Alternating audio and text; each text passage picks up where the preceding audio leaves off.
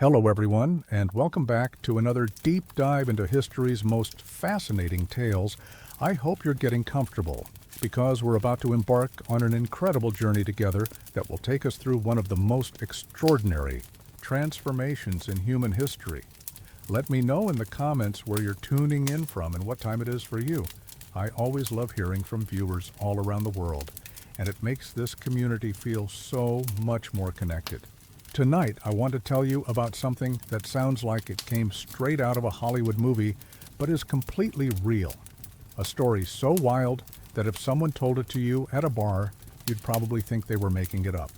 But history has a way of being stranger than fiction, and this tale proves it beyond any doubt. Picture this: a man who started as one of the most feared pirates in the Caribbean, terrorizing merchant ships and building a reputation that struck fear into the hearts of sailors across the seven seas, somehow managed to completely transform his life and become not just a respectable citizen, but the actual governor of the very place he once terrorized. And not only that, but he became one of the most beloved and effective leaders in colonial history. This is the absolutely mind-blowing true story of Henry Morgan, the pirate who became a governor, and I promise you that by the end of this journey, you'll understand why his story is considered one of the most remarkable transformations in human history. So grab your favorite blanket, get comfortable, maybe make yourself some tea or cocoa, dim the lights, adjust your pillows, and let's dive into this incredible tale that spans decades of adventure, betrayal, politics, and redemption in the sun-soaked waters of the Caribbean Sea. Our story begins in the misty rolling hills of Wales in the early 1630s, where a young boy named Henry Morgan was born into a world that was rapidly changing. The age of exploration was in full swing, and tales of the New World filled the imaginations of young men across Europe like never before. Henry came from a farming family in Llanhrimni, Glamorgan. Nothing particularly special or wealthy, just ordinary people trying to make their way in a world where opportunities were scarce for those without noble blood or significant wealth. His father was likely a farmer or perhaps a minor landowner. His mother probably spent her days tending to the household and raising her children as best she could in an era when childhood was brief and life was hard. But Henry was different from his siblings and the other children in his village. Even as a child, he showed signs of the charisma and cunning that would later make him famous throughout the known world. He was the kind of boy who could talk his way out of trouble and into adventure with equal ease, always dreaming of distant lands and great deeds, while his contemporaries were content to follow in their father's footsteps. The Wales of Henry's childhood was a place of ancient traditions and new possibilities. The old Celtic culture still lingered in the mountains and valleys, but English influence was growing stronger every year,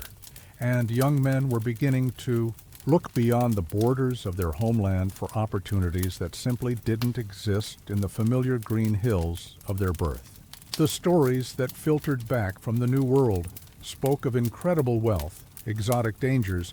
and opportunities for advancement that were impossible to imagine in the rigid social structure of rural Wales, where a farmer's son could expect to remain a farmer for his entire life unless something extraordinary happened to change his circumstances. When Henry was still a teenager, probably around 14 or 15 years old, his life took a dramatic turn that would set him on the path to becoming one of history's most notorious figures, though at the time, neither he nor anyone else could have predicted the incredible adventures that lay ahead of him. Like many young men of his era who saw no future in the rolling hills of Wales, Henry decided to seek his fortune in the Caribbean, that wild and dangerous frontier where fortunes could be made and lost in the blink of an eye, where Spanish gold flowed like water, and where a clever young man with courage and ambition might carve out a place for himself in the world. He somehow managed to secure passage on a ship bound for the West Indies, though the exact details of how he accomplished this remain somewhat mysterious even today. some historians believe he may have been sold into indentured servitude, a common practice at the time that allowed poor young men to work off the cost of their passage to the New World, while others suggest he simply worked his passage as a common sailor, learning the skills that would later serve him so well in his piratical career. What we do know for certain is that by the time he was 20 years old, Henry Morgan had arrived in the Caribbean and was about to begin the most extraordinary chapter of his life, though he probably had no idea at the time just how extraordinary it would be. The Caribbean in the 1650s was unlike anywhere else on Earth. It was a place where the normal rules of society didn't apply, where European powers were constantly fighting for control of strategic islands and trade routes, and where the line between legal privateering and outright piracy was often blurred beyond recognition, creating opportunities for ambitious men that simply didn't exist anywhere else in the world. The Spanish had been the dominant power in the region for over a century, controlling vast territories from Florida to the northern coast of South America, and shipping incredible amounts of gold and silver back to Spain through a complex system of treasure fleets and fortified ports. But their grip on the Caribbean was beginning to weaken as other European nations, particularly England and France, began to challenge their monopoly with increasing boldness and success. The islands themselves were a tropical paradise that could quickly become a hell on earth, blessed with perfect harbors and fertile soil, but cursed with deadly diseases, violent storms, and the constant threat of attack from enemies both human and natural. It was a place where a man could become rich beyond his wildest dreams or die horribly from fever or violence, often within the same month or even the same week. It was into this chaotic and dangerous world that young Henry Morgan stepped, and it didn't take long for him to realize that conventional approaches to making a living weren't going to work for someone with his ambitions and his circumstances. The opportunities for honest advancement were limited, but the possibilities for those willing to take extraordinary risks were virtually unlimited. The island of Jamaica had recently been captured by the English from the Spanish in 1655, just a few years before Morgan's arrival, and it was here that Morgan would begin to make his mark on history, though the island was still recovering from the devastating effects of the English conquest and the subsequent Spanish attempts to retake it. Port Royal, Jamaica's main harbor town, was rapidly becoming known as one of the most lawless and exciting places in the world. A haven for pirates, privateers, merchants, and adventurers of all kinds, where Spanish gold flowed like water, and a man could go from rags to riches overnight, if he had the courage and cunning to seize his opportunities when they presented themselves. The town itself was a fascinating mixture of different cultures and nationalities. English colonists rubbed shoulders with Dutch merchants, French adventurers, escaped slaves, indentured servants, and men of a dozen different nationalities who had all come to the Caribbean seeking their fortunes in one way or another, creating a unique social environment that existed nowhere else in the world at that time. Morgan quickly realized that his talents lay not in farming or traditional trade, but in the dangerous and lucrative world of privateering, which was essentially government-sanctioned piracy directed against Spain's interests in the Caribbean, a practice that allowed the English government to wage unofficial war against their Spanish enemies without formally declaring hostilities and risking full-scale conflict in Europe. The English authorities in Jamaica were more than happy to issue letters of marque to capable captains who could harass Spanish shipping and settlements, because it allowed them to weaken their enemies without officially going to war, while the privateers got to keep a substantial portion of whatever they captured, making it a potentially very profitable arrangement for everyone involved, though also an extremely dangerous one that claimed the lives of most men who attempted it. Morgan's first forays into privateering were probably small-scale affairs, likely involving attacks on Spanish merchant vessels or raids on minor settlements along the coast, but it quickly became apparent that he had a natural talent for this dangerous profession that set him apart from the hundreds of other young men who were trying their luck in the same business. He was an excellent strategist who could see opportunities that others missed, a charismatic leader who could inspire fierce loyalty in his followers, even in the most desperate circumstances, and, perhaps most importantly, he had an almost supernatural ability to assess risks and rewards, knowing exactly when to fight and when to retreat, when to show mercy and when to be ruthless, when to negotiate and when to attack without warning. As his reputation grew, Morgan began to attract more and more followers, experienced sailors and adventurers who were drawn to his leadership and his proven ability to deliver results where other captains failed. And before long, he was commanding fleets of ships and leading raids that involved hundreds of men, operations that required the kind of organizational skills and strategic thinking that were more commonly associated with regular military commanders than with pirates and privateers. What set Morgan apart from many other pirates and privateers of his era was his incredible organizational skills and his ability to think strategically on a large scale, while many pirates were content to attack individual ships or small coastal settlements. Morgan began to conceive of much more ambitious operations, raids that would require careful planning, extensive intelligence gathering, and the coordination of multiple ships and crews working together toward a common goal. He understood that the real wealth in the Caribbean lay not in individual merchant ships, though these could certainly be profitable, but in the major Spanish cities and treasure depots that served as collection points for the gold and silver that flowed from the mines of Peru and Mexico to the ports of Spain. And he began to develop the skills and resources necessary to attack these much more heavily defended but infinitely more valuable targets. His first major success came in 1668 when he led a daring raid on the Spanish city of Portobelo, which was one of Spain's most important ports in the Caribbean and was heavily fortified with multiple castles and hundreds of professional soldiers, a target that most pirates would never have dared to attack because of the enormous risks involved. The raid on Portobelo was a masterpiece of planning and execution that established Morgan's reputation as one of the most formidable pirates in the Caribbean and demonstrated that he was capable of much more than simple ship-to-ship piracy. He spent months gathering intelligence about the city's defenses, the movements of Spanish ships, the best times to launch an attack, and the political situation in the region that might affect the success of his operation. When the time was right, Morgan assembled a fleet of 12 ships and over 400 men,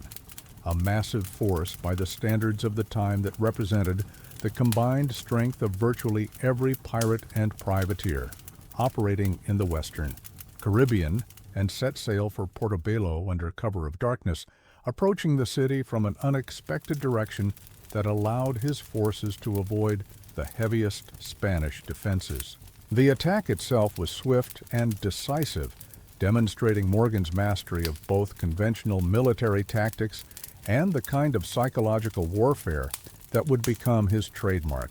His forces managed to overcome the Spanish defenses through a combination of surprise, superior tactics, and sheer audacity, capturing the outer fortifications before the Spanish garrison could organize an effective defense. The fighting was fierce and bloody,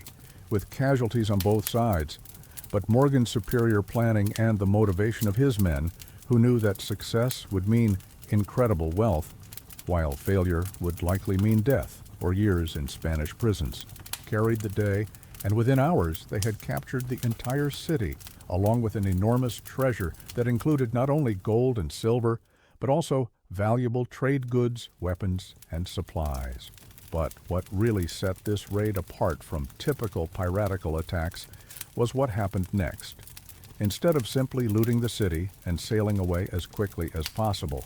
which is what most pirates would have done,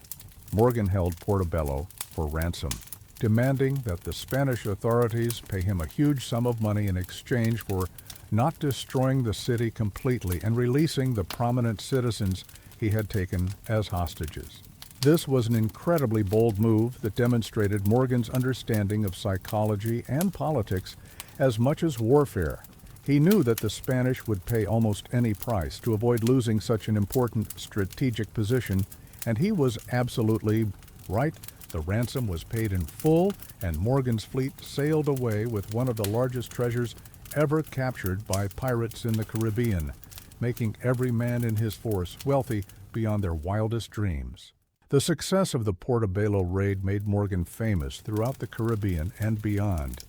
His name became synonymous with daring and success, and pirates and privateers from across the region began to seek him out, wanting to join his expeditions and share in his incredible luck and skill. Letters and reports about the raid reached Europe, where they were read with fascination and alarm by government officials who were beginning to realize that the balance of power in the Caribbean was shifting in ways that could have enormous implications for European politics and economics. But Morgan wasn't content to rest on his laurels, and he began to plan even more ambitious operations, including what would become his most famous and controversial raid, the attack on Panama City in 1671.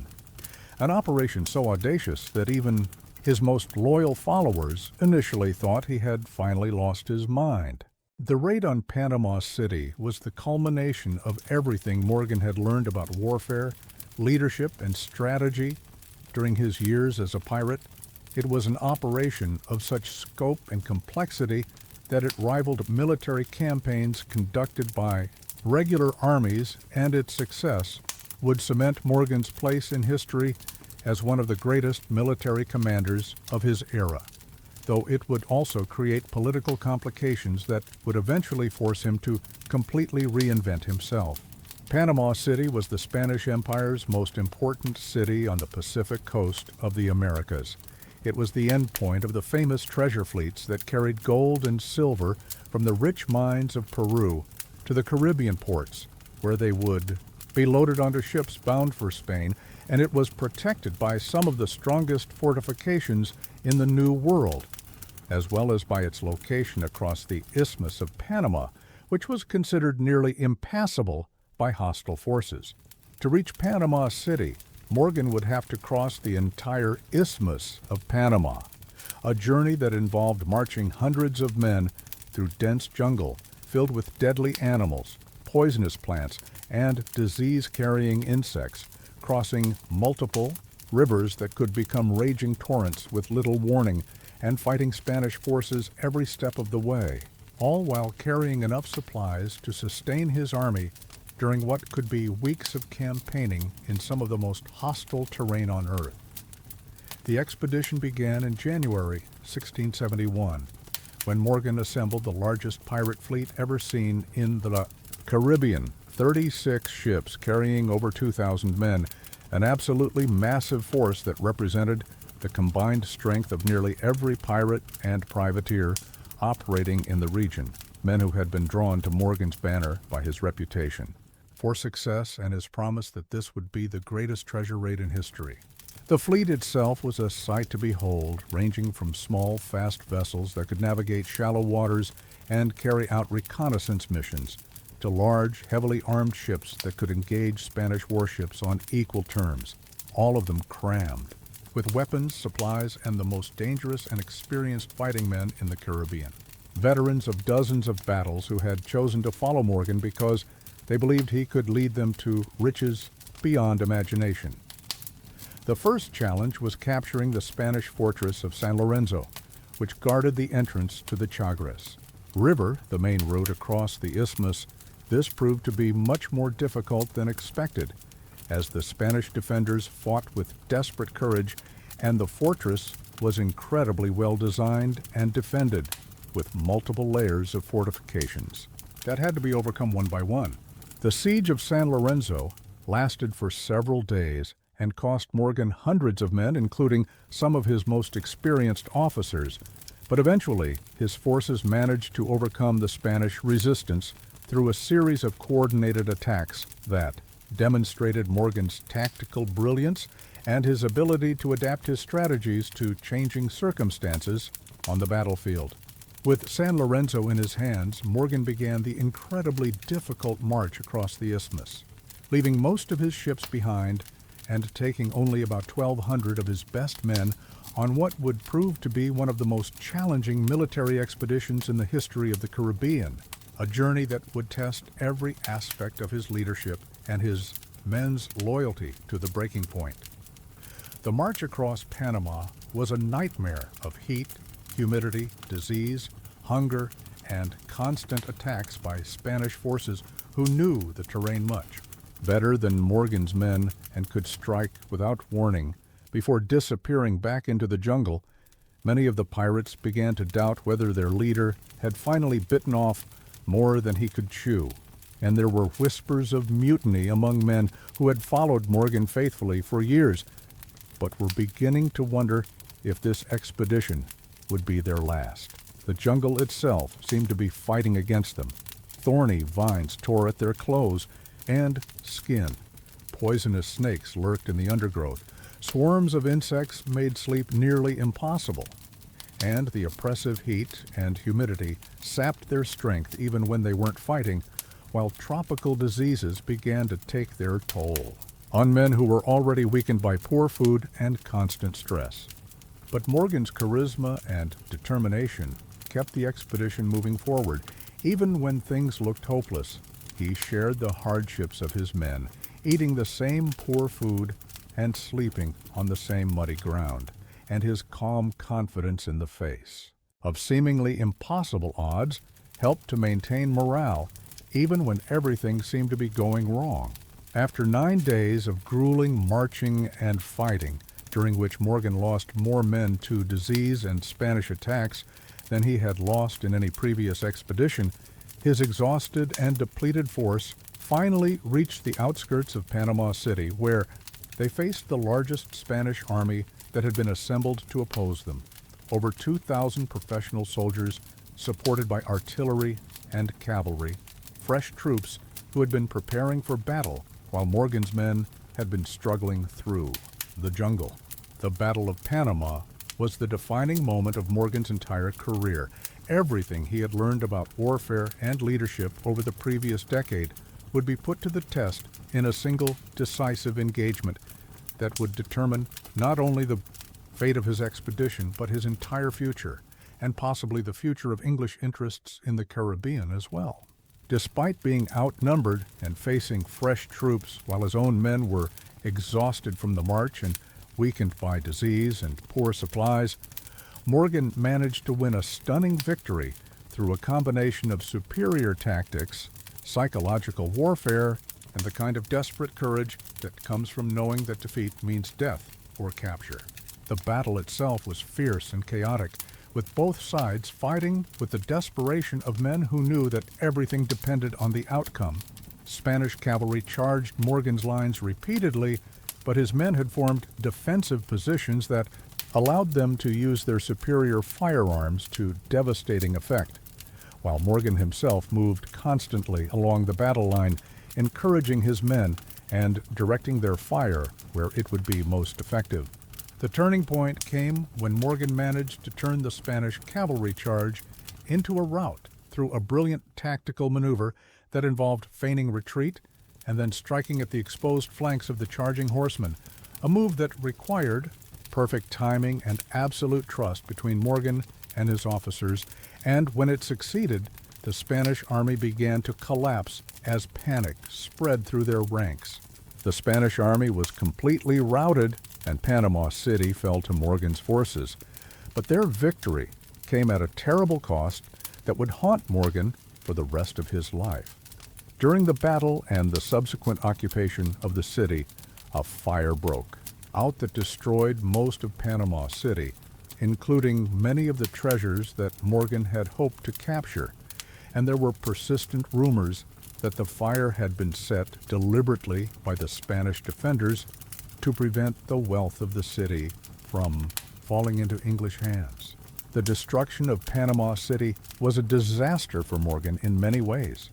Not only did it deprive him of much of the treasure he had expected to find, making it impossible to adequately reward his followers who had risked everything to follow him across the isthmus, but it also gave his enemies ammunition to use against him in the political battles that would follow, as Spanish diplomats accused him of wantonly destroying one of the most important cities in the Americas. When Morgan and his surviving followers finally returned to Jamaica after their long and costly expedition, they found that the political situation had changed dramatically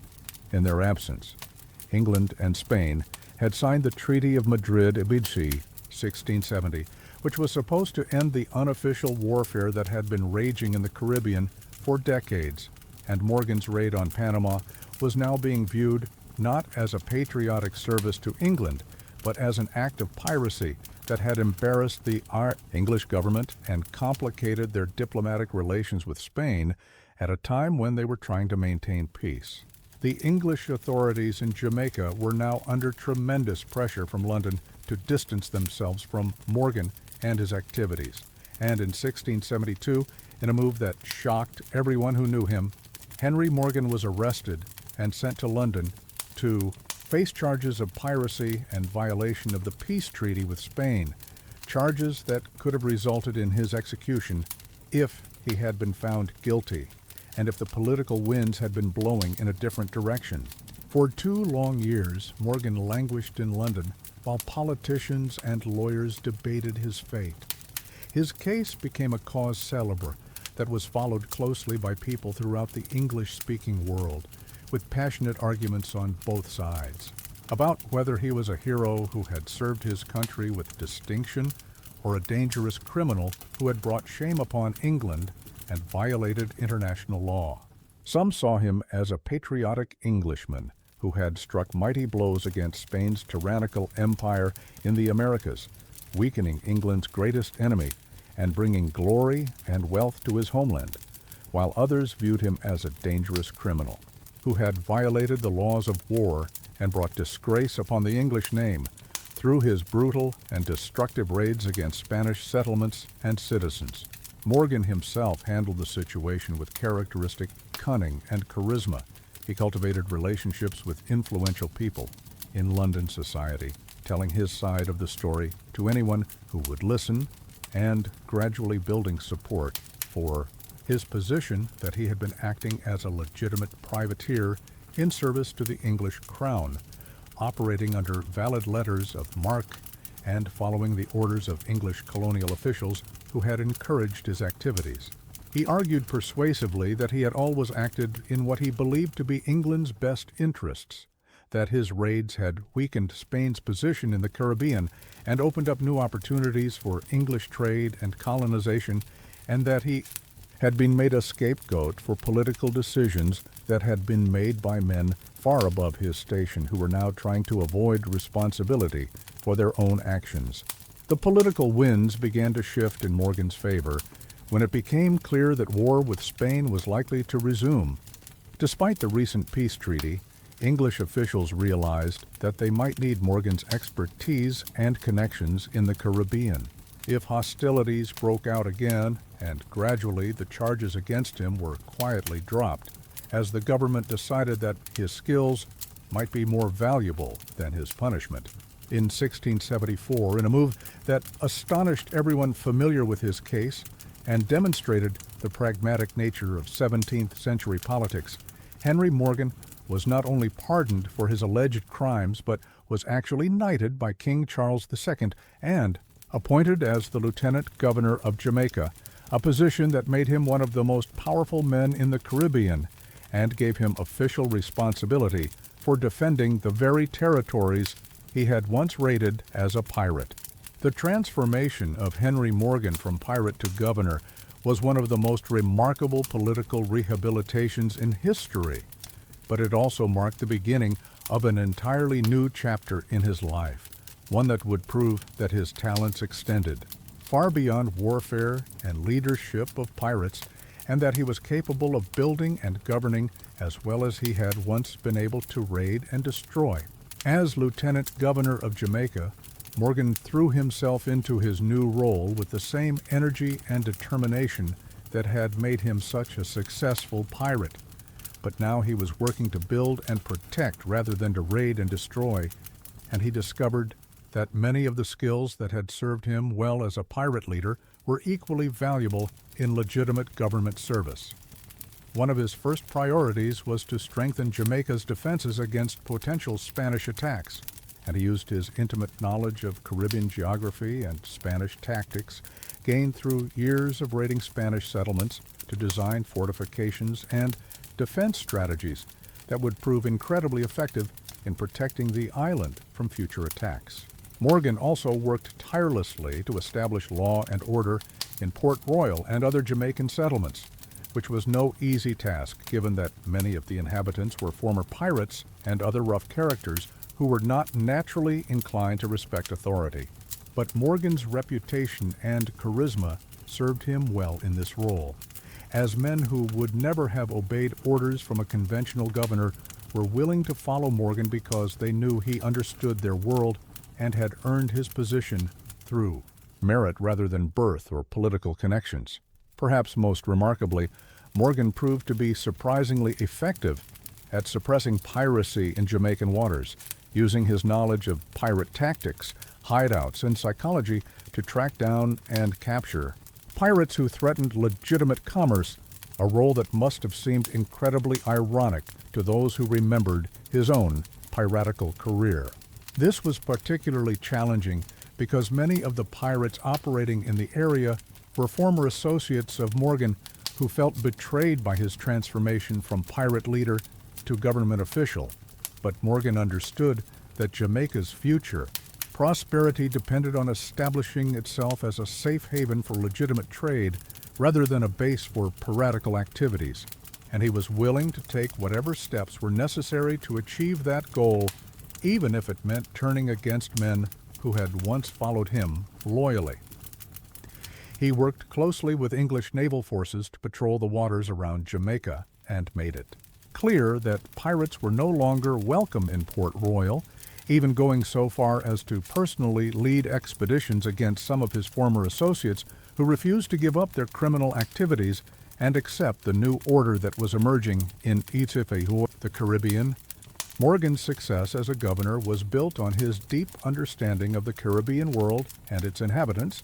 gained through years of experience in every aspect of life in the region. He knew how to deal with everyone from wealthy planters to former pirates to Spanish prisoners, and he had an intuitive grasp of the complex political, economic, and social forces that shaped life in the region, understanding that effective governance required balancing many different interests and managing conflicts between groups that often had very different goals and priorities. Under his leadership, Jamaica began to develop into a prosperous and stable colony. Agriculture expanded as former pirates and adventurers turned to legitimate occupations. Trade flourished as merchants gained confidence that their ships'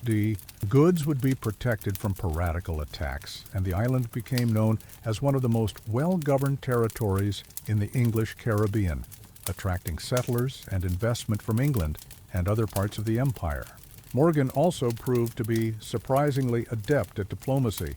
managing to maintain generally peaceful relations with Spanish authorities despite his notorious past, and working with other English colonial governors throughout the Caribbean to coordinate defense and trade policies that would benefit all English territories in the region. But Morgan's greatest achievement as governor may have been his role in transforming the culture of Jamaica from one dominated by violence and lawlessness to one that emphasized commerce, agriculture, and legitimate enterprise, a transformation that required not only changes in laws and policies, but also changes in attitudes and values that had been shaped by decades of conflict and piracy. He encouraged former pirates to take up farming or legitimate trade, providing opportunities and incentives for men to earn honest livings,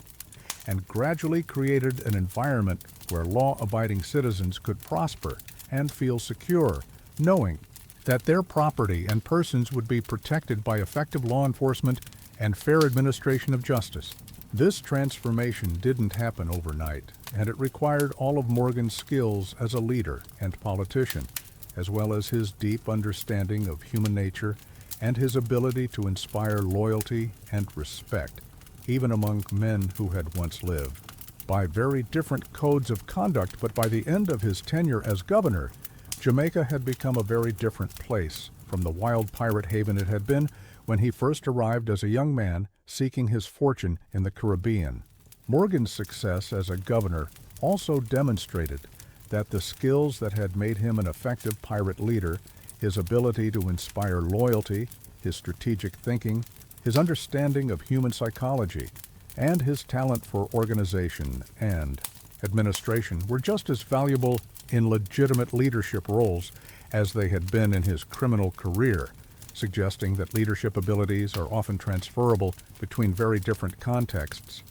and that people who are effective in one area may well be effective in others if they are given the opportunity and are willing to adapt to new circumstances and expectations. Throughout his time as governor, Morgan maintained a lifestyle that reflected both his piratical past and his new status as a colonial leader. He lived in a grand house in Port Royal that was filled with fine furniture, artwork, and other treasures that he had acquired during his piratical career, and he entertained visiting dignitaries, naval officers,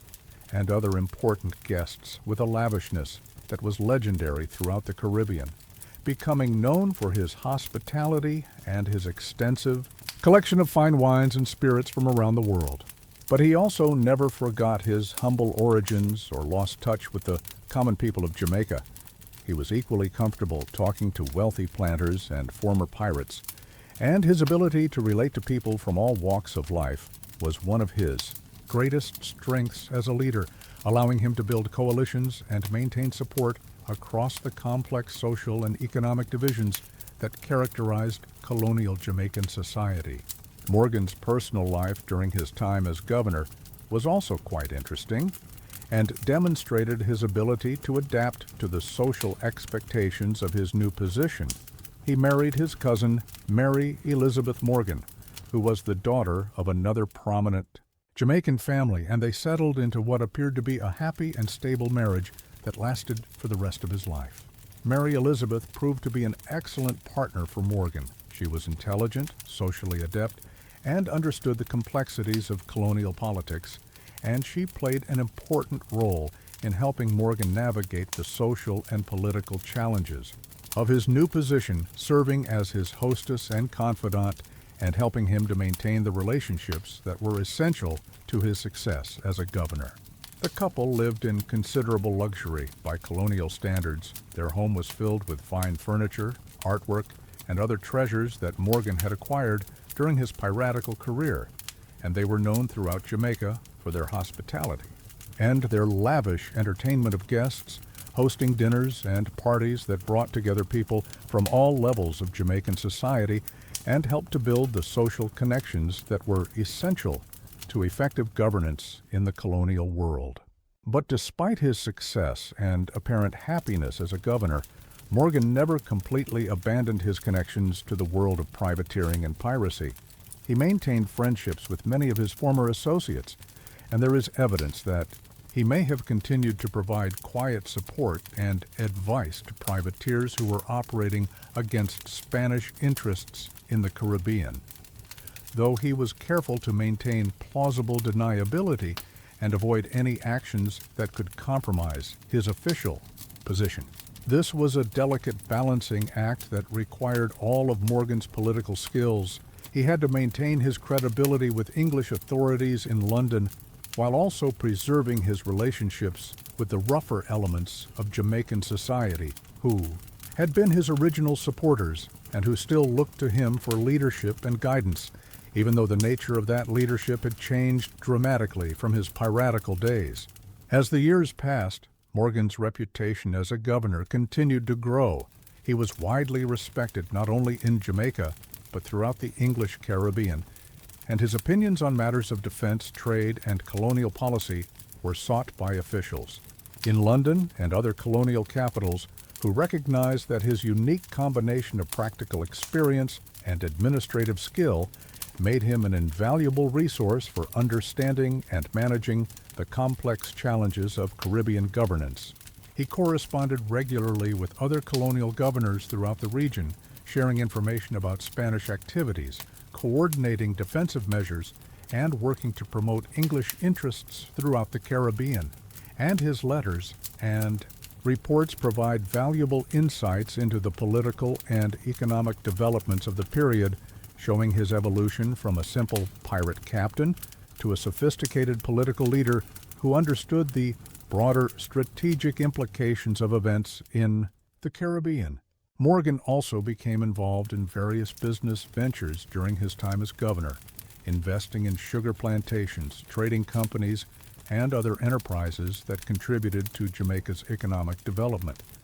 And he used his wealth and influence to support various charitable and civic projects that improved life for ordinary Jamaicans, including the construction of churches, schools, and public buildings that served the growing population of the island. One of the most interesting aspects of Morgan's career as a governor was his relationship with his former enemies, the Spanish authorities, who had once put a price on his head, and who had every reason to hate and fear him, but over time he managed to establish a working relationship with Spanish officials that was based on mutual respect and pragmatic recognition of each other's interests, rather than the bitter hostility that might have been expected given their history. This was a remarkable achievement that demonstrated Morgan's political maturity and his understanding that lasting peace and prosperity in the Caribbean required cooperation rather than constant warfare between the various European powers that controlled different parts of the region. And his success in building these relationships was crucial to maintaining the relative peace that allowed Jamaica to prosper during his tenure as governor. The Spanish came to respect Morgan not only as a formidable opponent who had proven his military capabilities in numerous battles, but as a leader who kept his word and dealt fairly with them in diplomatic and commercial matters, and this respect was crucial to the success of various negotiations and agreements that helped to reduce tensions and prevent conflicts that could have been devastating for all parties involved. Morgan's health began to decline in the early 1680s, probably as a result of the hard living and dangerous activities of his earlier years, the tropical diseases he had been exposed to during his piratical expeditions, and the heavy drinking. That had been a notable feature of his lifestyle throughout his adult life, but he continued to serve as governor with dedication and effectiveness, even as his physical condition deteriorated, and it became clear that his remarkable career was drawing to a close. He suffered from various ailments that were common among men of his generation who had spent years in the tropics, including fevers, digestive problems, and what may have been liver disease related to his legendary capacity for alcohol, which had been famous throughout the Caribbean and had been part of his larger-than-life persona during both his piratical and gubernatorial careers. Despite his declining health, Morgan remained mentally sharp and politically astute,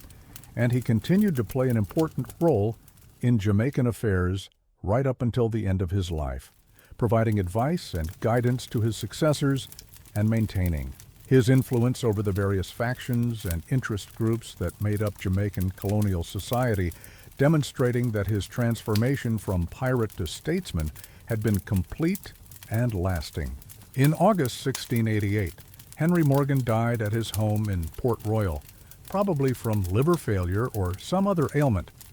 Related to his years of hard living, he was about 53 years old, which was actually a reasonably good age for a man of his generation and lifestyle, particularly considering the dangers and hardships he had faced throughout his extraordinary career, from his early days as a young adventurer in the dangerous world of Caribbean piracy, to his final years as one of the most respected colonial governors in the English Empire.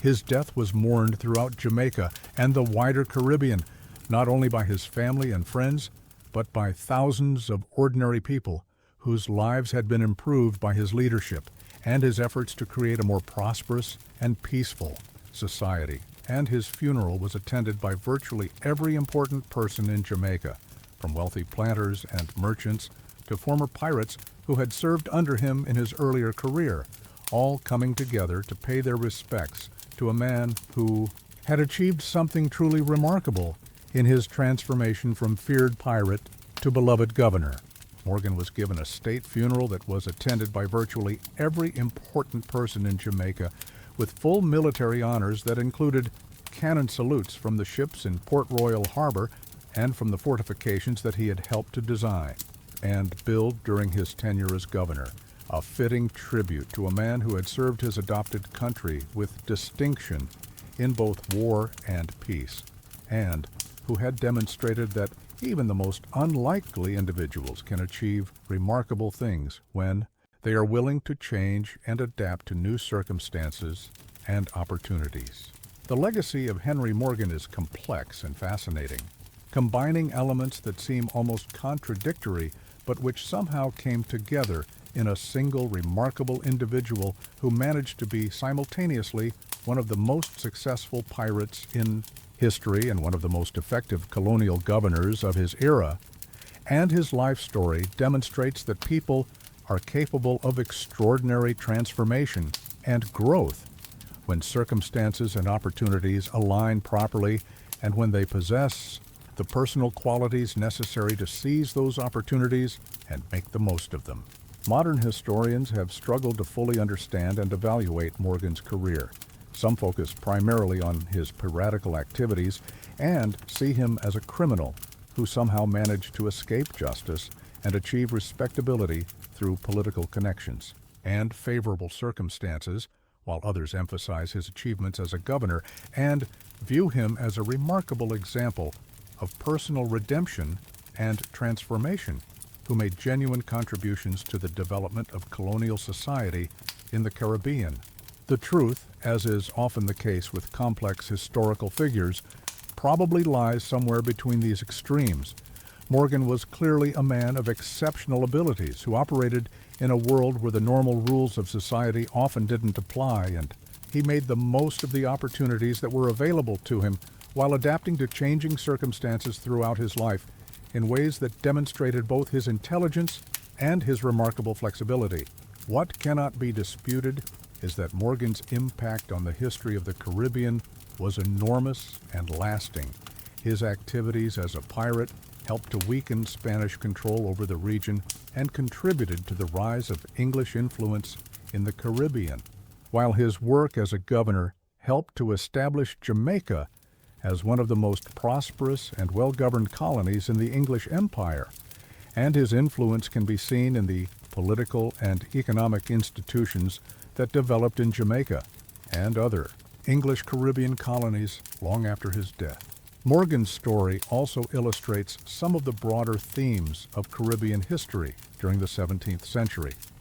including the constant warfare between European powers that turned the region into a battleground for competing imperial ambitions, the opportunities for social mobility that existed on the frontier, where traditional class distinctions were often meaningless, the gradual transformation of the region from a lawless frontier to a more settled and civilized society, and the East-West complex relationships between different ethnic and social groups that characterized colonial life in ways that were unknown in Europe.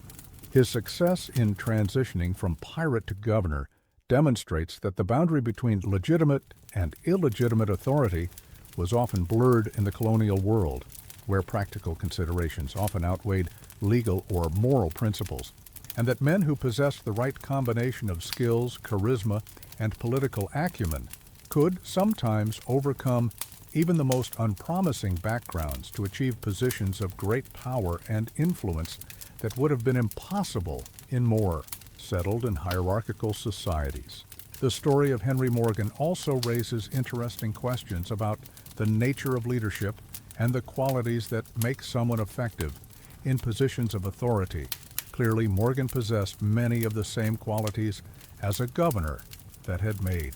him successful as a pirate, including his ability to inspire loyalty among his followers, his strategic thinking and planning abilities, his understanding of human psychology and motivation,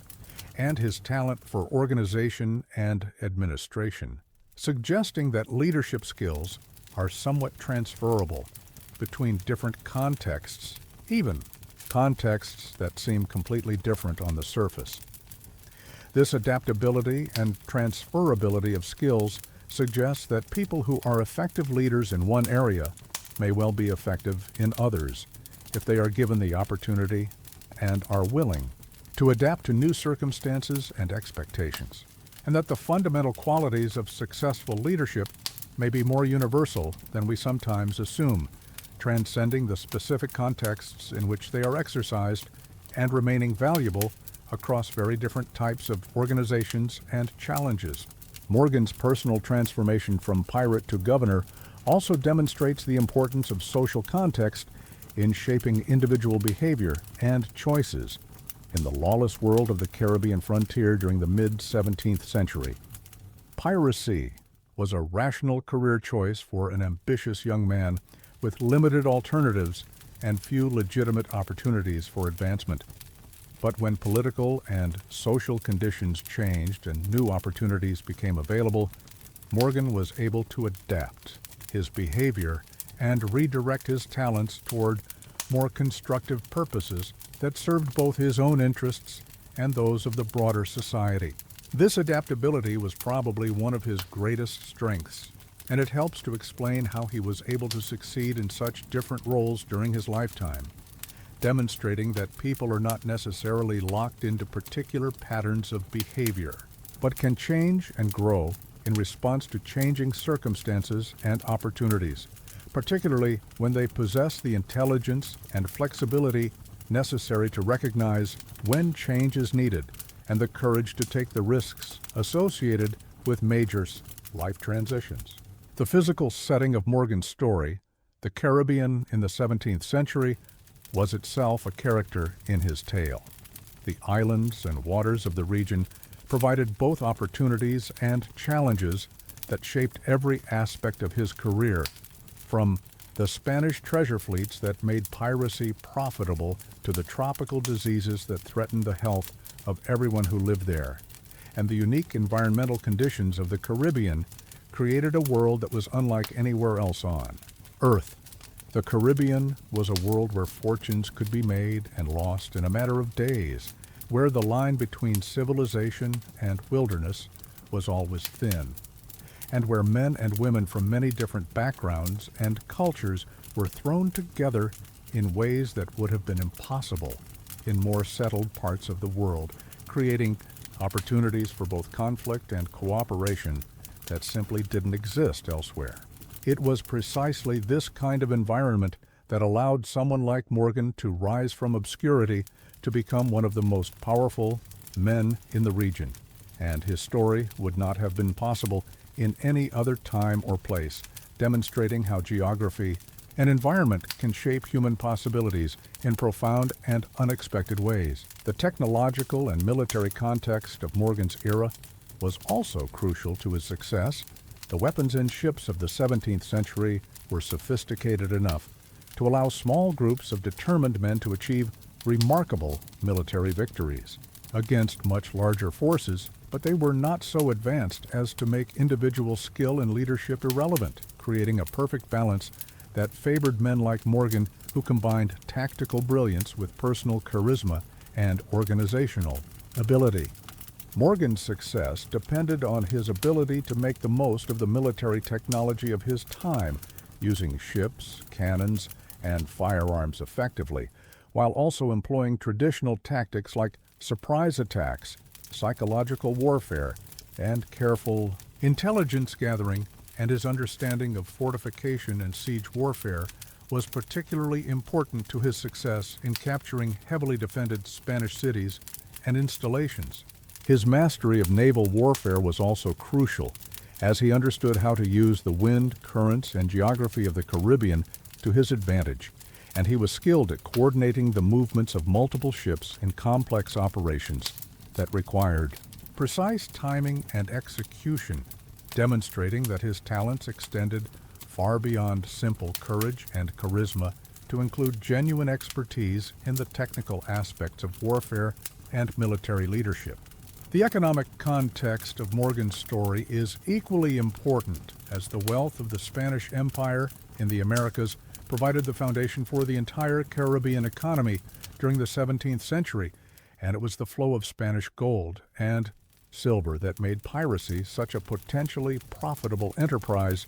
for those brave and skilled enough to intercept it. Morgan's success as a pirate was built on his ability to understand and exploit the patterns of Spanish commerce, knowing when and where the treasure fleets would be vulnerable and how to strike at them most effectively.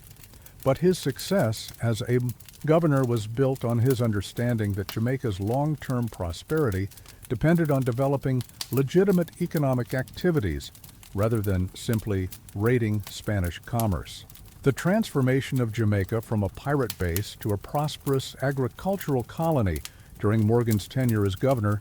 reflected broader changes in the Caribbean economy as the region gradually shifted from an economy based primarily on plunder and raid to one based on plantation agriculture and legitimate trade. And Morgan played a crucial role in managing this transition and ensuring that it benefited both the former pirates who needed new sources of income and the legitimate merchants and planters who were trying to build stable businesses. The social and cultural context of Morgan's story is perhaps the most complex aspect of his tale, as the Caribbean in the 17th century was a remarkably diverse and fluid society where people of many different backgrounds found themselves, living and working together in ways that would have been impossible in Europe, creating unique opportunities for both social mobility and cultural exchange. Pirates, planters, merchants, slaves, indentured servants, and colonial officials all interacted on a daily basis, creating a unique social environment that provided opportunities for both conflict and cooperation, and Morgan's ability to navigate. This complex social landscape was crucial to his success in both of his careers,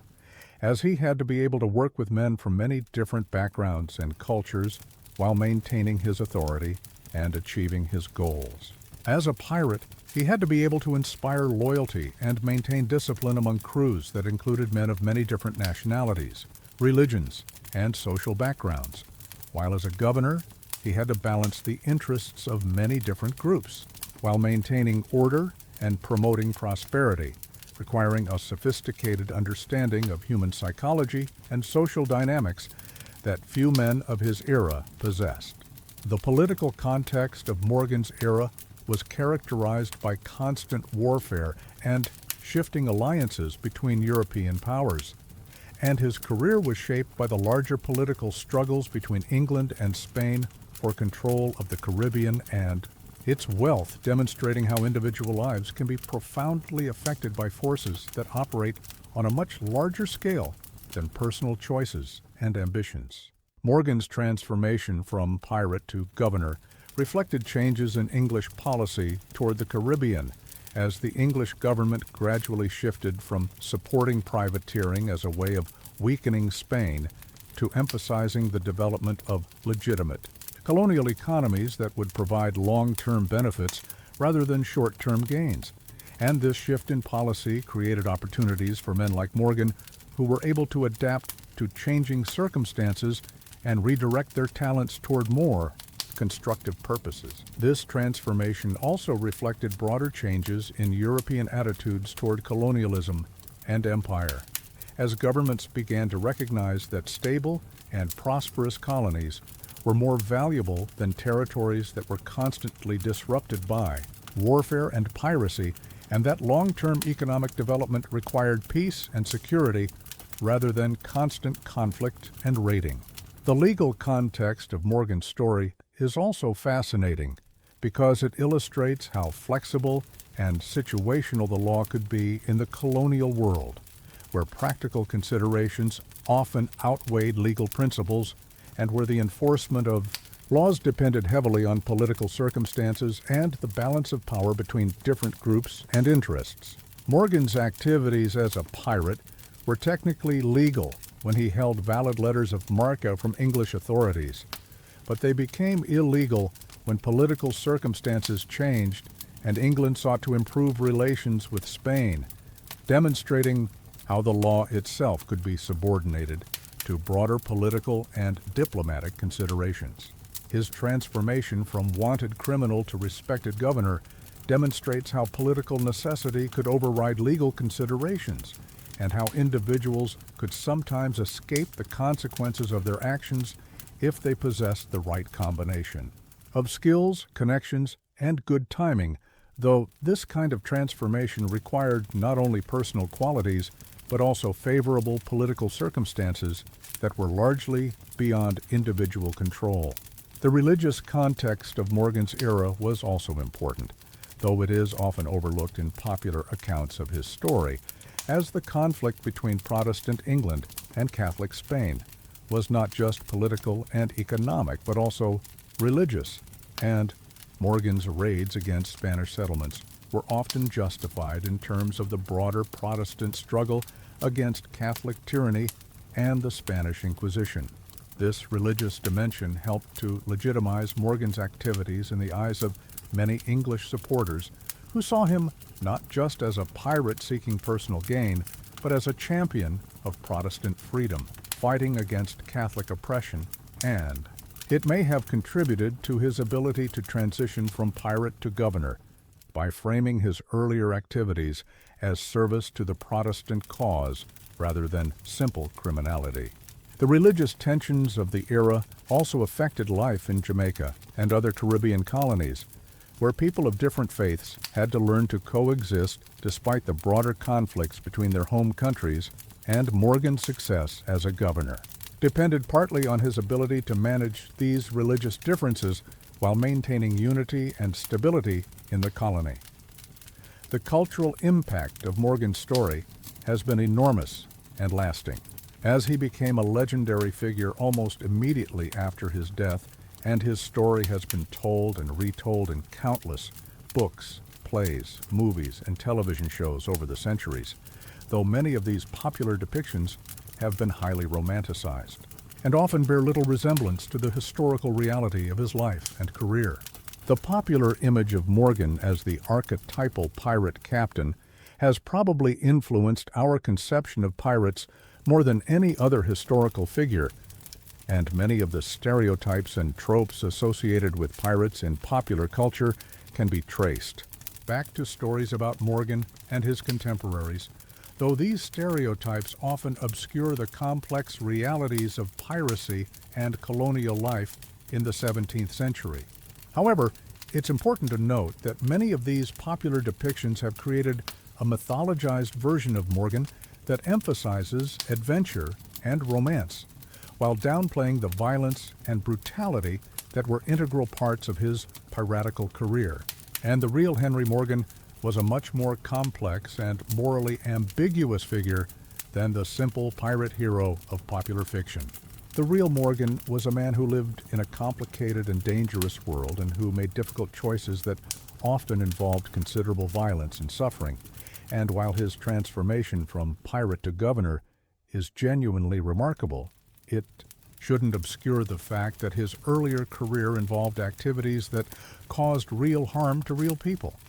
including not only Spanish soldiers and officials, but also innocent civilians who were caught up in the conflicts of the era.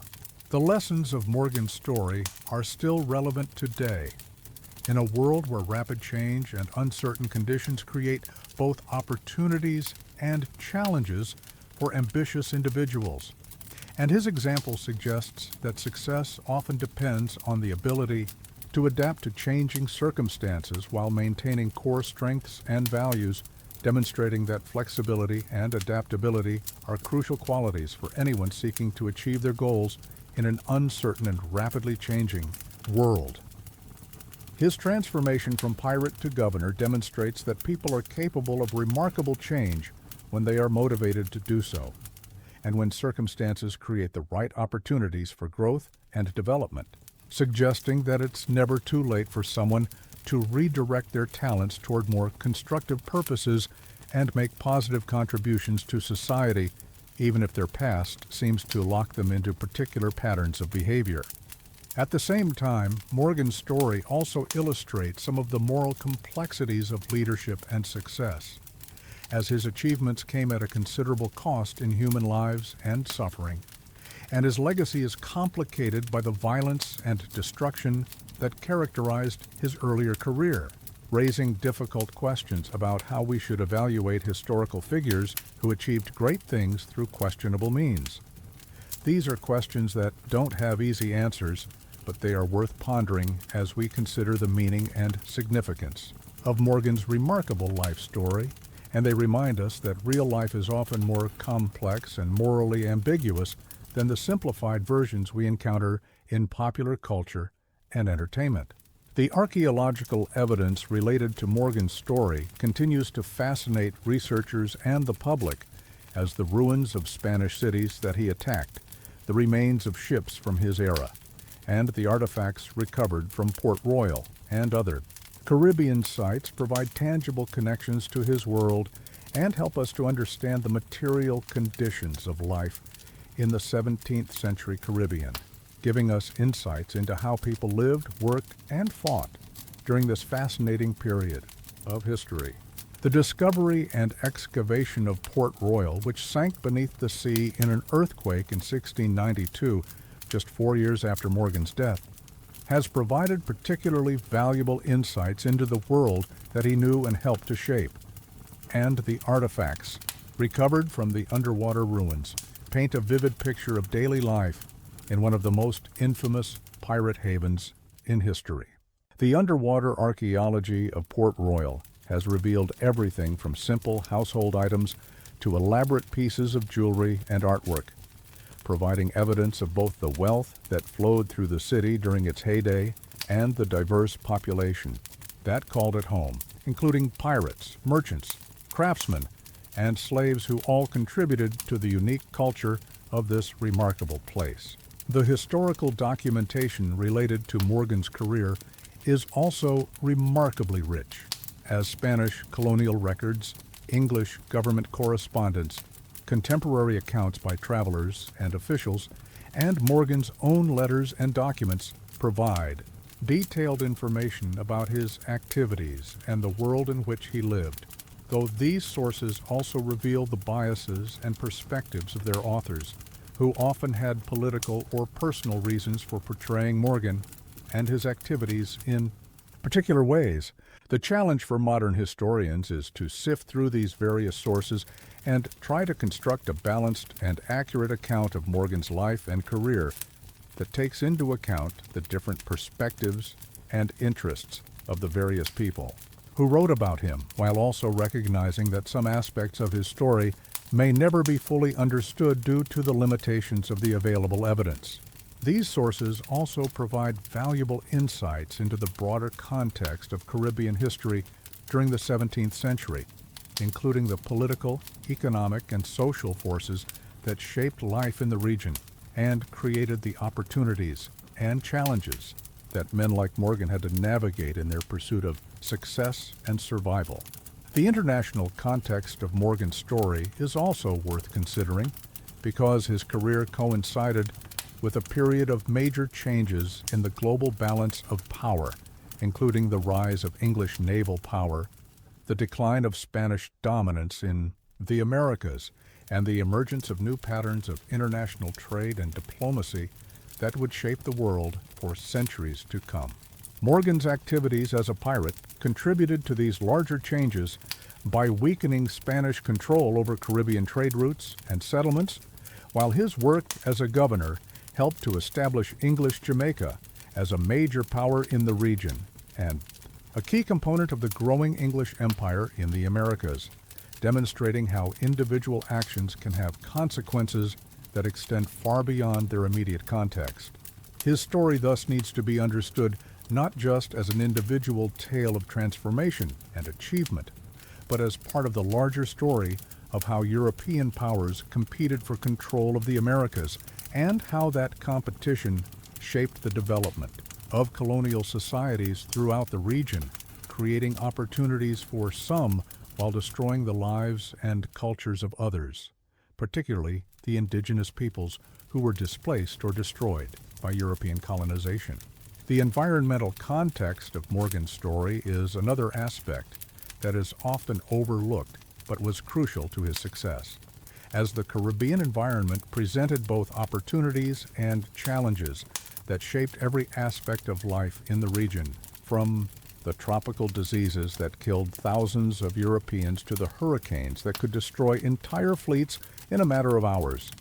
creating conditions that required constant adaptation and resilience from anyone hoping to survive and prosper in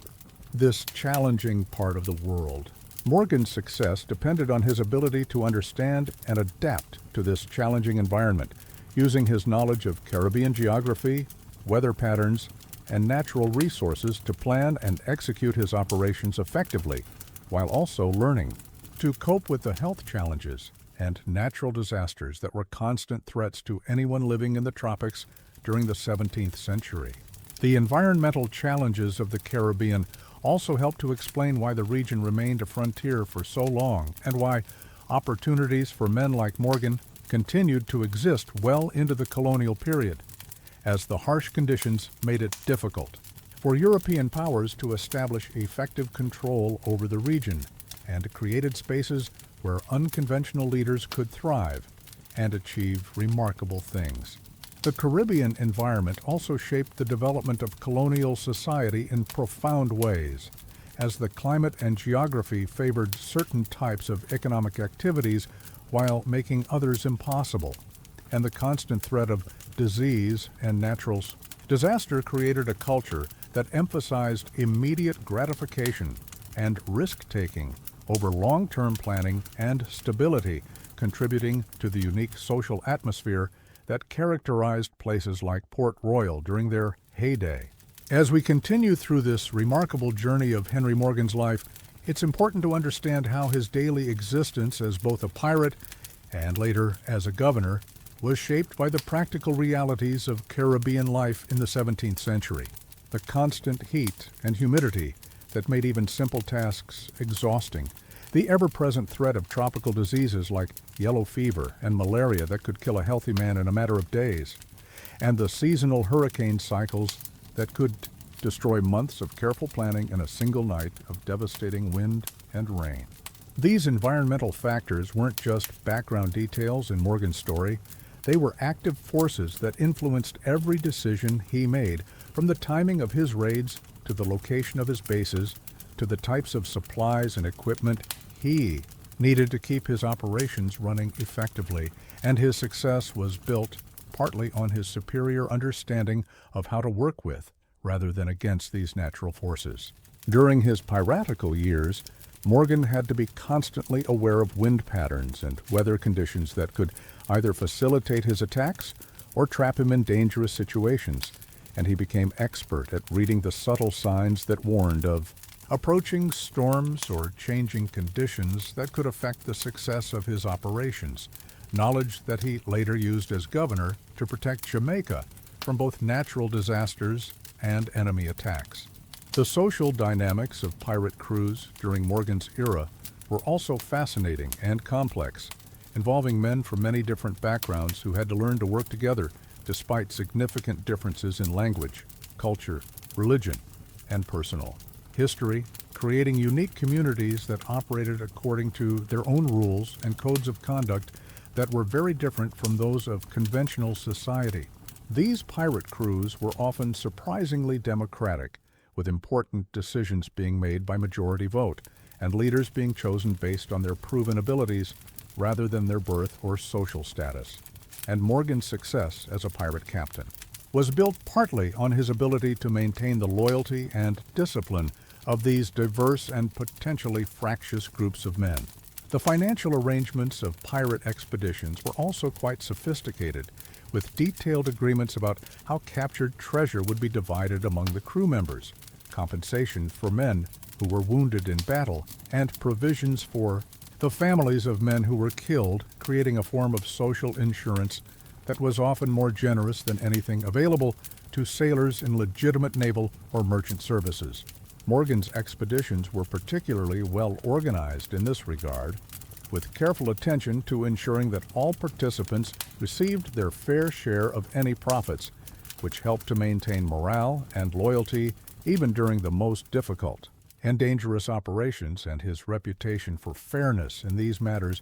was one of the reasons why so many experienced pirates were eager to serve under his command. The technology of warfare during Morgan's era was in a state of rapid transition, with traditional weapons like swords and pikes still playing important roles in close combat,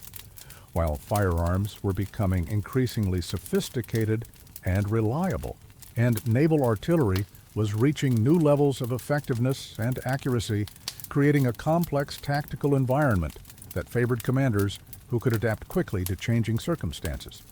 Morgan was particularly skilled at combining different types of weapons and tactics to achieve maximum effectiveness, using firearms to break up enemy formations and then following up with traditional weapons in hand-to-hand combat, while also employing psychological warfare and surprise attacks to demoralize his opponents and reduce their effectiveness in battle. His understanding of fortification and siege warfare was also crucial to his success, as many of his most famous victories involved capturing heavily defended Spanish cities and installations that had been designed to withstand conventional attacks, requiring innovative tactics and careful coordination of different types of forces to overcome the advantages enjoyed by the defenders. The evolution of naval technology during this period also affected Morgan's career in significant ways, as improvements in ship design, navigation equipment, and artillery made it possible for relatively small forces to achieve remarkable results against much larger opponents, while also making naval warfare more complex and demanding in terms of the skills and knowledge required for success. Morgan's mastery of these technological developments was one of the factors that set him apart from other pirate leaders of his era, and his ability to incorporate new weapons and tactics into his operations helped him to maintain his competitive advantage even as the nature of Caribbean warfare changed around him. The intelligence networks that supported Morgan's operations were also remarkably sophisticated, involving Spanish-speaking agents who could gather information about treasure shipments and military movements, English colonists who provided supplies, and safe harbors, and networks of merchants and traders who could help to dispose of captured goods and convert them into useful resources for future operations. These intelligence networks were crucial to Morgan's success, as they allowed him to plan his operations with detailed knowledge of Spanish defenses and movements, while also providing him with the logistical support necessary to maintain his forces in the field for extended periods, and his ability to develop and maintain these networks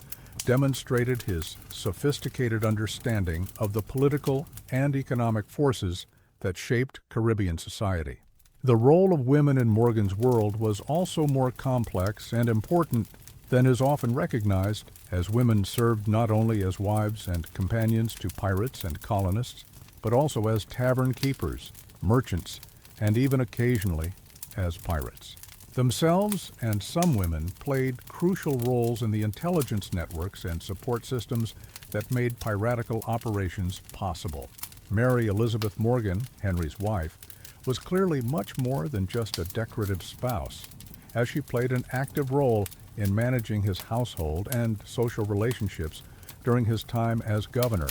and her intelligence and social skills were important assets that helped him to navigate the complex political landscape of colonial Jamaica. The cultural exchanges that took place in the Caribbean during Morgan's era were also remarkable, as people from Europe, Africa, and the Americas found themselves living and working together in ways that created new forms of art, music, food, and language that blended elements from many different traditions. And these cultural innovations were often centered around places like Port Royal, where people from many different backgrounds came together in pursuit of common goals. The impact of slavery on Caribbean society during this period cannot be ignored,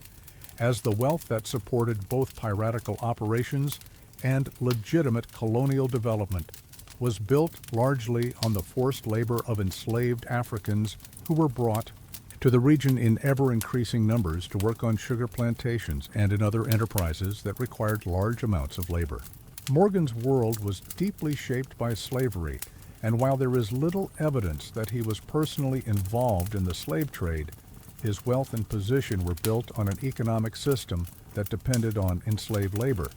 and his transformations from pirate to governor involved accepting and working within the system rather than challenging it. The religious dimensions of Caribbean society during Morgan's era were also complex,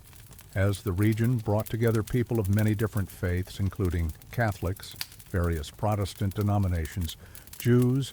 and practitioners of African and indigenous religions, creating a diverse religious landscape that was unlike anything found in Europe at the time. Morgan himself was probably Anglican by upbringing, but like many people in the Caribbean, he seems to have been relatively tolerant of religious differences and focused more on practical cooperation than on theological disputes, an attitude that served him well in both his piratical and gubernatorial careers. The legal systems that operated in the Caribbean during this period were also complex and often contradictory, with Spanish law applying in Spanish territories, English law in English territories, and various forms of customary law governing relationships between different groups, while pirates operated according to their own codes that were sometimes more fair and democratic than the official legal systems of the various colonial powers. Morgan's career illustrates how these different legal systems could come into conflict, as his activities were legal under English privateering law but illegal under Spanish law and international treaties, and his ability to navigate these legal complexities was crucial to his eventual transformation from pirate to governor. The economic impact of piracy on Caribbean society was also significant and complex, as piratical activities both disrupted legitimate trade and commerce while also bringing wealth into ports like Port Royal that supported local businesses and provided employment for many people who were not directly involved in piracy themselves. Morgan's raids brought enormous amounts of Spanish gold and silver into the English Caribbean, where it stimulated economic activity and helped to fund the development of legitimate businesses and colonial infrastructure, though this wealth came at the cost of violence and destruction in Spanish territories that disrupted the lives of thousands of innocent people. The transition from a piracy-based economy to one based on legitimate trade and plantation agriculture was a gradual process that took place over several decades, and Morgan's career as governor coincided with and helped to facilitate this transition, as he used his influence and resources to encourage former pirates to take up legitimate occupations while also working to create the conditions of security and stability that were necessary for legitimate businesses to flourish. The international diplomatic implications of Morgan's career were also significant,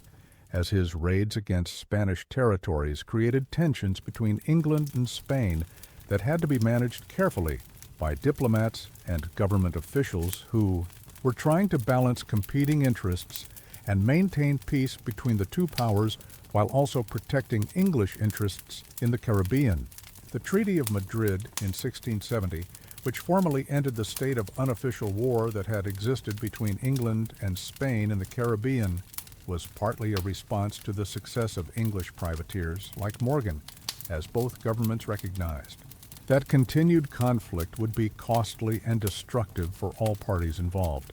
though the implementation of this treaty proved to be difficult and contentious. Morgan's arrest and trial in London were partly a result of Spanish diplomatic pressure on the English government,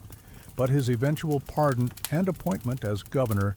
demonstrated that practical considerations ultimately outweighed diplomatic concerns, and that the English government was more interested in maintaining control over Jamaica than in satisfying Spanish demands for punishment of English privateers. The long-term consequences of Morgan's career extended far beyond his own lifetime, as his success in weakening Spanish control over the Caribbean and establishing English dominance in the region had implications that lasted for centuries, contributing to the rise of the British Empire and the eventual independence of many Caribbean nations from Spanish colonial rule. His transformation from pirate to governor also established a precedent for the rehabilitation of former criminals who possessed valuable skills and knowledge, and his success in this role demonstrated that people with unconventional backgrounds could sometimes be more effective leaders than those with traditional qualifications, a lesson that has relevance for leadership selection and development in many different contexts. The cultural legacy of Morgan's story has also been enormous, as his life has inspired countless works of fiction and has contributed to the romanticized image of pirates that continues to influence popular culture today, though it's important to remember that the real Morgan was a much more complex and morally ambiguous figure than the heroic pirate captain of popular fiction. His story continues to raise important questions about the nature of heroism and leadership, the possibility of personal transformation and redemption, and the complex relationships between individual actions and larger historical forces, questions that remain relevant today as we try to understand our own world and the challenges we face as individuals and as a society. The archaeological investigation of sites associated with Morgan's career continues to provide new insights into his world and the broader context of Caribbean history during the 17th century. As excavations at Port Royal, Spanish cities that were attacked by Morgan, and other locations continue to yield artifacts and evidence that help us to understand the material conditions of life during this fascinating period. The underwater archaeology of Port Royal has been particularly valuable, as the city's sudden destruction and submersion in 1692 created a unique time capsule that preserves evidence of daily life in one of the most famous pirate havens in history. And the artifacts recovered from the site provide insights into everything, from the diet and health of the inhabitants to their religious practices and social relationships. Recent research has also focused on the environmental and health challenges faced by people living in the Caribbean during Morgan's era, using evidence from archaeological sites, historical documents, and modern medical knowledge to better understand how tropical diseases, poor nutrition, and harsh living conditions affected the lives of pirates, colonists, and other inhabitants of the region. These studies have revealed that life in the Caribbean during the 17th century was even more difficult and dangerous than previously understood, with mortality rates that were shockingly high by modern standards and living conditions that would be considered intolerable today, helping us to appreciate both the courage of people like Morgan, who chose to make their lives in this challenging environment, and the remarkable nature of their achievements despite these difficulties. The study of Morgan's career has also contributed to broader scholarly discussions about the nature of piracy and its role in the development of the modern world system, as historians have come to recognize that pirates were not simply criminals operating outside of society, but were often integral parts of the economic and political systems of their time, serving functions that were sometimes essential to the development of global trade and the expansion of European empires. This more nuanced understanding of piracy has led to greater appreciation of figures like Morgan, who operated in the gray areas between legitimate and illegitimate authority, and who played important roles in shaping the development of colonial societies in ways that had lasting consequences for the regions where they operated. As we approach the end of our journey through Henry Morgan's remarkable life, it's worth reflecting on what his story tells us about human nature, historical change, and the possibilities for personal transformation that exist even in the most challenging circumstances, and how his example might inspire us to think differently about our own lives and the obstacles we face in pursuing our goals and dreams. Morgan's life spanned a period of tremendous change in the Caribbean world, from the height of Spanish dominance to the emergence of English power in the region, and his ability to adapt and thrive during this period of transformation says something. Important about the qualities that enable some people to succeed where others fail, including flexibility, courage, intelligence, and the ability to build relationships with people from many different backgrounds and circumstances. His story also illustrates the complex relationships between individual ambition and historical forces, showing how personal choices and larger historical trends can interact to create opportunities for both achievement and disaster, and how success often depends on being in the right place at the right time with the right combination of skills and resources, though it also requires the wisdom to recognize opportunities when they arise and the courage to act on them despite the risks involved. Perhaps most importantly, Morgan's story reminds us that history is made by real people making difficult choices in challenging circumstances, and that the past was just as complex and uncertain as the present seems to us today, with people who didn't know how their stories would end any more than we know how ours will end, and who had to make the best decisions they could based on incomplete information and uncertain prospects. Morgan's success was built not on some grand master plan that he conceived as a young man, but on his ability to make good decisions consistently over many years, adapting to changing circumstances while maintaining his core strengths and values, and learning from his mistakes and setbacks rather than being defeated by them, demonstrating that real achievement often comes from persistence and adaptability rather than from brilliant insights or lucky breaks. His transformation from pirate to governor was not the result of a sudden conversion or a single dramatic moment of realization, but rather the product of gradual changes in his circumstances, his understanding of the world, and his goals and priorities, showing that real personal change is usually a slow and sometimes difficult process that requires sustained effort and commitment over extended periods of time.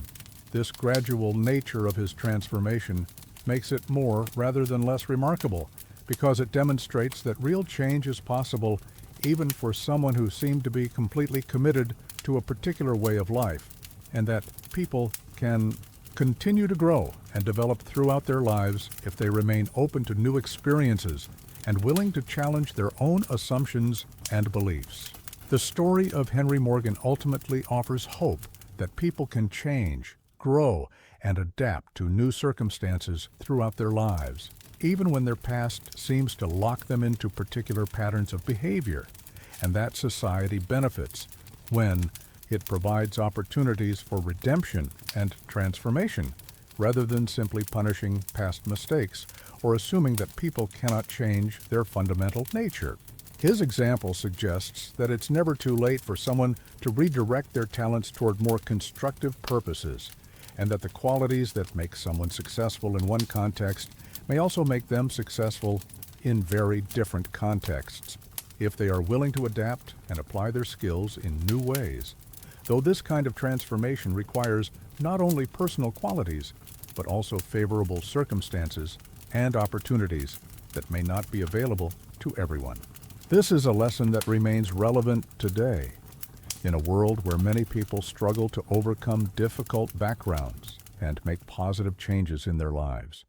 where second chances are often hard to come by, and where people are frequently judged more by their past mistakes than by their potential for future growth and contribution. And Morgan's story suggests that we might all benefit from being more open to the possibility that people can change and that past behavior is not always a reliable predictor of future performance. Morgan's story doesn't provide easy answers to the complex questions of crime, punishment, and redemption that continue to challenge modern societies. But it does suggest that human beings are capable of remarkable change when they are motivated to do so and when they are given appropriate opportunities, while also reminding us that transformation is not automatic or inevitable, and that it requires sustained effort, wise choices, and usually some degree of good fortune as well. At the same time, his story also reminds us that the costs of past actions cannot always be erased by later good works, and that the victims of violence and injustice deserve to be remembered and honored even when we celebrate the achievements of those who may have wronged them, requiring us to hold complex and sometimes contradictory ideas in tension rather than seeking simple moral judgments that may not do justice to the full complexity of human experience. As you drift off to sleep tonight, perhaps you'll dream of the warm Caribbean waters where Henry Morgan once sailed, imagining the creaking of wooden ships as they cut through the azure waves, the tropical breeze filling canvas sails as fleets of adventurers headed toward unknown destinies, and the Spanish treasure ships loaded with gold and silver that sparkled like captured sunlight in the holds of vessels bound for distant shores. You might envision the jungle marches and fierce battles that made him famous, the clash of steel on steel as desperate men fought for their lives and fortunes on tropical beaches, the boom of cannons echoing across tranquil bays as fortified cities fell to determined attackers, and the remarkable transformation that allowed a feared pirate to become a beloved governor who helped to build a more peaceful and prosperous society. His story reminds us that life is full of unexpected possibilities, that people are capable of extraordinary change and growth when circumstances and motivation align properly, and that sometimes the most unlikely individuals can achieve the most remarkable things when they are willing to take risks, learn from their experiences, and adapt to changing circumstances throughout their lives. Whether you see Morgan as a hero or a villain, a criminal or a patriot, a cautionary tale or an inspiration, there's no denying that his life was an adventure of epic proportions, filled with danger, excitement, triumph, transformation, and the kind of larger-than-life experiences that most people can only dream about, but that he somehow managed to live and survive. His legacy continues to inspire and fascinate people more than 3 centuries after his death, and his story remains one of the most compelling tales in the rich and complex history of the Caribbean, a region that has always attracted dreamers, adventurers, and people seeking to reinvent themselves in new and exotic surroundings, far from the constraints of conventional society. So rest well tonight, knowing that tomorrow brings new possibilities for adventure, growth, and transformation in your own life, just as it did for Henry Morgan all those years ago in the sun-soaked islands of the Caribbean Sea, where the warm trade winds still blow and the azure waters still sparkle under tropical skies, carrying echoes of the extraordinary tale of the pirate who became a governor and changed the course of history through the force of his personality, the strength of his character, and his remarkable ability to adapt and thrive in whatever circumstances life presented to him.